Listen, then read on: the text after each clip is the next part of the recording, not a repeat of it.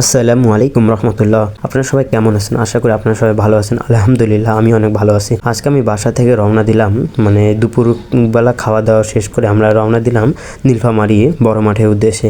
তা নীলফামারী বড় মাঠের উদ্দেশ্যে তখন আমরা মানে বঙ্গবন্ধু স্কুলের সামনে কাশবাড়িতে ওইখানে সবাই অপেক্ষা করলাম। সবাই আসার পর আমরা অটো নিয়ে রওনা দিলাম যে এখানে মানে আমরা মিনিবার উদ্দেশ্যে গেছিলাম, যে বড় মাঠে মিনিবার টুর্নামেন্ট ধরা হয়েছে। আমার এক সিনিয়র ভাই মানে টুর্নামেন্টটা ধরছে। তা আমরা এখানে আসে দেখলে কি আমি মিনিবার যে গোলকিপার আমি, তা এইখানে আসে দেখি কি বড়বারের টুর্নামেন্ট। তা যাই হোক, আমাদের আর একটা সিনিয়র ভাই ছিল, উনি খেলবে।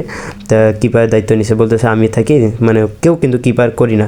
তারপরেও আমরা খেলার ওইখানে গেলাম, যেহেতু আসছি আমরা ভুল করে মিনিবারের উদ্দেশ্য করে। তো এটা হচ্ছে আমাদের যে টুর্নামেন্ট আয়োজন করছে অনেক সুন্দরভাবে।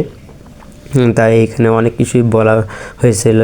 তা বলতেছে কি মাদককে না বলি ফুটবল খেলাকে হ্যাঁ বলি। হ্যাঁ ভাই, মাদক আমরা দূরে থাকি, ধূমপান এইসব জিনিস আমরা নাই খাই। ফুটবল খেলা বা ক্রিকেট খেলা এইসব খেলাধুলা আমরা যুক্ত করি। তখন আমাদের খেলাধুলা শুরু হলো। একটা থ্রি কিক পেয়েছিলাম, থ্রি কিকটা মারছি, তা একটু বাইরে গেছে, মানে খেলার মধ্যে কোনো গোল বা ওরাও কোনো গোল দিতে পারে নাই।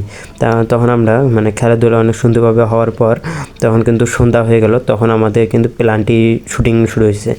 তা প্রথম পেনাল্টি মানে ওরাই মারছে। তখন ওরা বলছিল মানে টিমের নাম না দিয়ে বলতেছে সৈয়দপুর পৌরসভা এবং কি নীলফামারী পৌরসভা, এই ধরনের একটা খেলা আয়োজন করা হয়েছে।